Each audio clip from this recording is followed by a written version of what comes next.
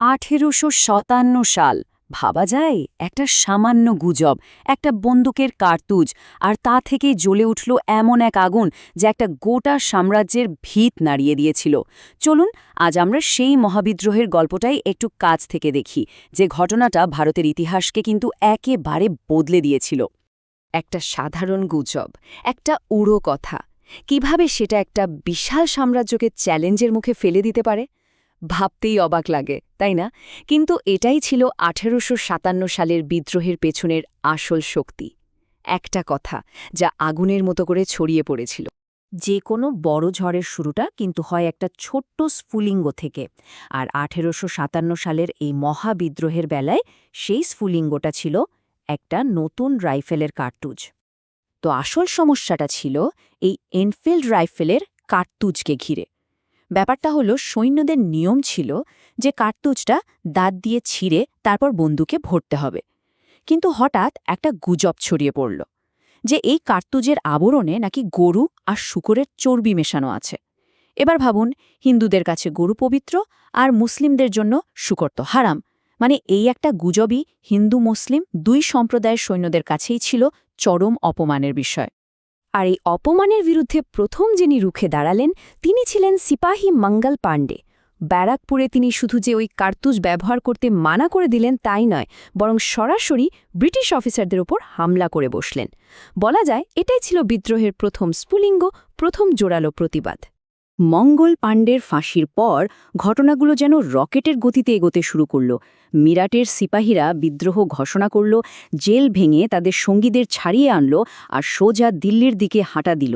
মানে কয়েক সপ্তাহের মধ্যেই এই বিদ্রোহ একটা বিশাল আকার ধারণ করল, যাকে থামানো প্রায় অসম্ভব হয়ে দাঁড়িয়েছিল। আচ্ছা, এবার তাহলে দেখা যাক কিভাবে এই বিদ্রোহের আগুনটা শুধু একটা জায়গায় আটকে না থেকে উত্তর আর মধ্য ভারতের বিশাল একটা অংশে ছড়িয়ে পড়ল। আর এটা কিন্তু শুধু সিপাহীদের মধ্যেই থেমে থাকেনি। বিদ্রোহের মূল কেন্দ্রগুলোর দিকে তাকালেই এর বিশালতাটা বোঝা যায়। দিল্লি, কানপুর, লখনৌ, এমনকি বিহার পর্যন্ত সব জায়গায় ছড়িয়ে পড়েছিল এই আগুন। মানে এটা আর শুধু সৈনিকদের বিদ্রোহ ছিল না, এটা রীতিমতো একটা গণ আন্দোলনের চেহারা নিয়েছিল। যেমন ধরুন কানপুরের কথা। সেখানে বিদ্রোহের নেতৃত্ব দিলেন নানা সাহেব। উনি ছিলেন ক্ষমতাচ্যুত মারাঠা পেশওয়া দ্বিতীয় বাজিরাওয়ের দত্তক পুত্র। ব্রিটিশদের কাছ থেকে নিজের অধিকার ফিরে পাওয়ার জন্য তিনি নিজেকে পেশওয়া ঘোষণা করে এই লড়াইয়ে ঝাঁপিয়ে পড়েন। আবার অন্যদিকে লখনৌতে নেতৃত্ব দিলেন বেগম হজরত মাহল। তিনি তার নাবালক ছেলেকে নবাব ঘোষণা করে ব্রিটিশদের বিরুদ্ধে একটা জবরদস্ত প্রতিরোধ গড়ে তুলেছিলেন। আর ঝাঁসির রানী লক্ষ্মীবাইয়ের কথা তো না বললেই নয়। তার সাহসিকতার গল্প আজও আমাদেরকে অনুপ্রাণিত করে। ব্রিটিশদের বিরুদ্ধে তার সেই অবিশ্বাস্য লড়াই তাকে এই বিদ্রোহের একজন কিংবদন্তির নেতা বানিয়ে দিয়েছে। এমনকি বিহারের দিকে তাকালে আমরা দেখি কুনওয়ার সিংকে। বেশ বয়স্ক একজন জমিদার ছিলেন তিনি, কিন্তু নিজের জমিদারি হারানোর ক্ষোভ থেকে তিনিও এই সংগ্রামে যোগ দেন। এতেই বোঝা যায় ব্যাপারটা শুধু ধর্মীয় ভাবের আবেগের ছিল না। অর্থনৈতিক শোষণ, সম্মানহানি, এই সব কিছুর বিরুদ্ধে মানুষ একজোট হচ্ছিল। সমাজের সব স্তর থেকেই কিন্তু নেতারা উঠে আসছিলেন। সত্যি বলতে ব্রিটিশরা তো এটা কল্পনাও করতে পারেনি যে ভারতীয়রা এতটা এক হয়ে প্রতিরোধ গড়ে তুলতে পারে। সিপাহী, রাজা, জমিদার, সাধারণ মানুষ, সবার এই সম্মিলিত আক্রমণ ইস্ট ইন্ডিয়া কোম্পানির কর্তাদের হোশ উড়িয়ে দিয়েছিল। কিন্তু এত বড় একটা সাম্রাজ্য তো আর সহজে হার মানবে না, তাই না? চলুন এবার দেখি ব্রিটিশরা কিভাবে ঘুরে দাঁড়াল, কিভাবে এই বিদ্রোহ দমন করল, আর কেনই বা পুরো খেলার মোড়টাই ঘুরে গেল। আসলে এই বিদ্রোহের কয়েকটা বড় দুর্বলতাও কিন্তু ছিল।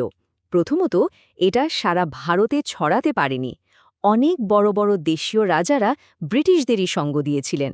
তার উপর বিদ্রোহীদের মধ্যে একতা বা সমন্বয়ের অভাব ছিল, আর আধুনিক অস্ত্রের তো কোনো তুলনাই চলে না।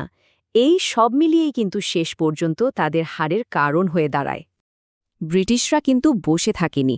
ইংল্যান্ড থেকে নতুন সৈন্য আনল, নতুন আইন পাশ করল, আর একেবারে পরিকল্পনা করে পাল্টা আক্রমণ শুরু করল। এরপর একে একে বিদ্রোহের মূল ঘাঁটিগুলো, যেমন দিল্লি, লখনৌ, সব তাদের দখলে চলে আসে। আর বিদ্রোহীদের নেতাদেরও খুব নির্মমভাবে দমন করা হয়। আর এই দমনের সবচেয়ে বড় প্রতীকী ঘটনাটা কি ছিল জানেন? মুঘল সাম্রাজ্যের পতন। শেষ মুঘল সম্রাট বাহাদুর শাহ জফরকে নির্বাসনে পাঠানোর মধ্য দিয়ে ভারতের ইতিহাসে একটা গোটা যুগেরই অবসান ঘটল। বিদ্রোহ তো দমন করা হলো ঠিকই, কিন্তু এর রেশ কিন্তু রয়ে গিয়েছিল বহুদূর। এই একটা ঘটনায় ভারতের ভবিষ্যতের রাস্তাটাকেই একেবারে বদলে দিয়েছিল। সবচেয়ে বড় আর তাৎক্ষণিক পরিবর্তনটা কি ছিল? ভারতের শাসনভার। এতদিন যা একটা ব্যবসায়ী কোম্পানি মানে ইস্ট ইন্ডিয়া কোম্পানির হাতে ছিল, সেটা সরাসরি চলে গেল ব্রিটিশ সরকারের হাতে। ভাবুন একবার, কি বিশাল একটা ক্ষমতার হাত বদল। আসলে ব্রিটিশরা একটা জিনিস খুব ভালো করে বুঝে গিয়েছিল, শুধু জোর খাটিয়ে ভারত শাসন করা যাবে না। তাই ভারতীয়দের শান্ত করার জন্য রানী ভিক্টোরিয়ার নামে একটা ঘোষণাপত্র জারি করা হলো। সেখানে অনেক রকম অধিকার আর সুবিধার প্রতিশ্রুতি দেওয়া হলো। কিন্তু এর একটা অন্ধকার দিকও ছিল। বিদ্রোহের সময় হিন্দু মুসলিমদের যে একতা, সেটা দেখে ব্রিটিশরা রীতিমতো ভয় পেয়ে গিয়েছিল। আর সেই ভয় থেকেই তারা তাদের বিখ্যাত ডিভাইড অ্যান্ড রুল বা ভাগ করো ও শাসন করো নীতিটা চালু করল। এই নীতিটাই কিন্তু পরের দশকগুলোতে ভারতীয় সমাজে একটা গভীর বিভেদের বীজ বুনে দিয়েছিল। তবে মজার ব্যাপার হলো, এই বিদ্রোহের ধ্বংসস্তূপ থেকেই কিন্তু একটা নতুন চেতনার জন্ম হলো, আর সেটা হলো ভারতীয় জাতীয়তাবাদ। লক্ষ্মীবাঈ, নানা সাহেব, মঙ্গল পাণ্ডের মতো নেতাদের বলিদানটা কিন্তু বৃথা যায়নি। তাদের এই লড়াইটাই ভবিষ্যৎ প্রজন্মের কাছে স্বাধীনতার মশাল হয়ে জ্বলে উঠেছিল। এখনও কিন্তু এই বিদ্রোহের আসল চরিত্রটা নিয়ে বিতর্ক চলে। ব্রিটিশ ঐতিহাসিকরা একে বলেন স্রেফ একটা সিপাহী বিদ্রোহ, মানে সৈনিকদের বিদ্রোহ। অন্যদিকে ভারতীয় জাতীয়তাবাদীরা মনে করেন এটাই ছিল ভারতের প্রথম স্বাধীনতা যুদ্ধ। তাহলে শেষ পর্যন্ত কি বলা যায় 1857কে? একটা ব্যর্থ বিদ্রোহ, নাকি একটা নতুন জাতির আত্মপরিচয়ের জন্ম? এর উত্তরটা হয়তো আমাদের প্রত্যেকের নিজের নিজের ভাবনার উপরেই ছেড়ে দেওয়া ভালো।